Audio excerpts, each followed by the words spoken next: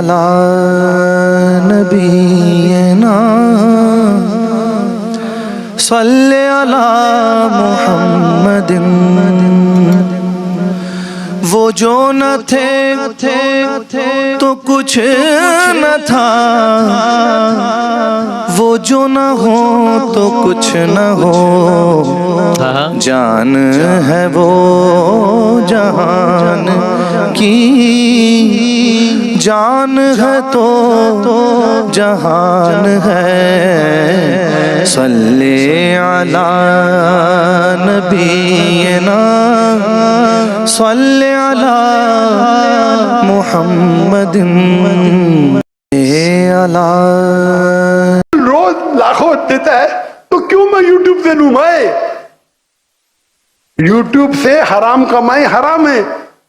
YouTube کے add سے اگر آپ کماتے ہیں، وہ ایڈ میں لڑکی آ جائیں گی، میوزک آ جائیں گی، یہ آ جائیں گا، وہ آپ اس کو میں بھی آپ الکوہول ایڈ کو بین کریں گے، لڑکیاں تو بین نہیں کر سکتے نا۔ یوٹیوب چینل کی کمائی حلال ہونے کی شرائط۔ مفتی صاحب نے اپنے ایک بیان میں کہا تھا کہ یوٹیوب کی آمدن حلال ہے، لیکن اس کی کچھ شرائط ہیں، جب ان شرائط کو پورا کیا جائے تو آمدن حلال ہوگی۔ برائے مہربانی وہ شرائط بیان فرما دیں، کیونکہ میں بھی ایک یوٹیوب چینل شروع کرنا چاہتا ہوں۔ احسن نواب شاہ۔ احسن بھائی، بات یہ ہے کہ یوٹیوب کی پہ جو ایڈورٹائز چلائے جاتے ہیں، اس میں پہلی بات تو یہ کہ آپ صرف ان ایڈورٹائز کی پرمیشن دیں جو جائز چیز کے ہوں، جیسے شراب کے ایڈورٹائز کو آپ ممنوع کر دیں، یہ آپشن ہوتا ہے۔ اسی طرح جو کوئی بالکل خالص جو حرام چیزیں، البتہ اس میں ایک اشکال ہوتا ہے کہ جو حلال چیزیں ہیں، ایڈورٹائز تو حلال چیز کا ہوتا ہے، لیکن اس کو پیش جس طریقے سے کیا جاتا ہے وہ غلط طریقہ ہوتا ہے، اس میں بعض دفعہ لڑکیاں بھی آ رہی ہوتی ہیں۔ تو یہ ایک ایسی چیز ہے جس سے بچنا آپ کے اختیار میں نہیں ہے۔ اس کی مثال ایسے دی جاتی ہے جیسے آپ نے رینٹ پہ گھر دے دیا، تو گھر تو آپ نے رہنے کے لیے دیا ہے، لیکن بعض دفعہ جو اس میں رہنے والے لوگ ہیں وہ گانے بجانے بھی کر رہے ہوتے ہیں، الٹے سیدھے کام بھی کر رہے ہوتے ہیں، تو اب اس کی وجہ سے کرایہ حرام نہیں ہو جاتا، کیونکہ آپ نے تو ان کو رہنے کے لیے دیا ہے۔ یہ الٹی سیدھی حرکتیں وہاں بیٹھ کے وہ فلمیں بھی دیکھ رہے ہیں، تو یہ روکنا آپ کے بس میں نہیں ہوتا۔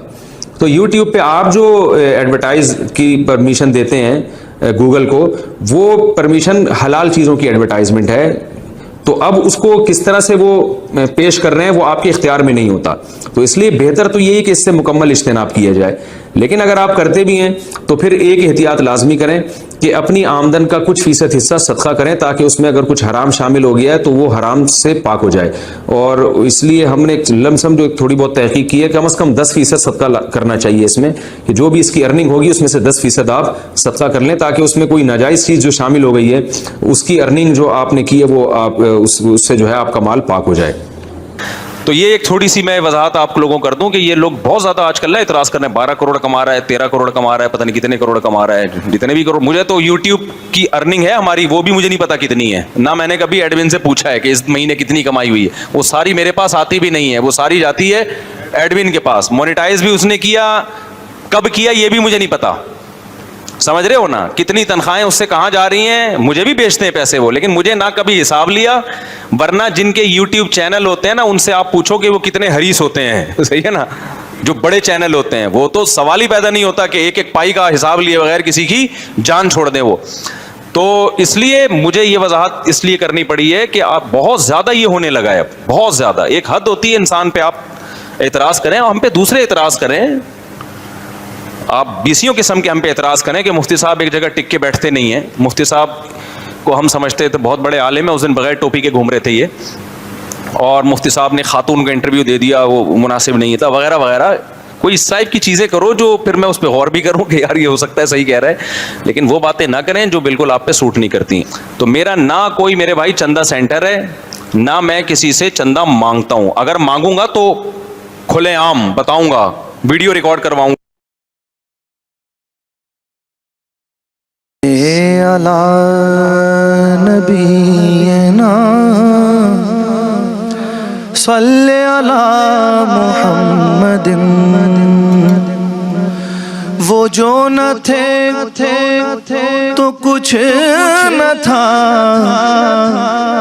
وہ جو نہ ہو تو کچھ نہ ہو، جان ہے وہ جہان کی، جان ہے تو جہان ہے، صلی علی نبینا صل علی محمد علی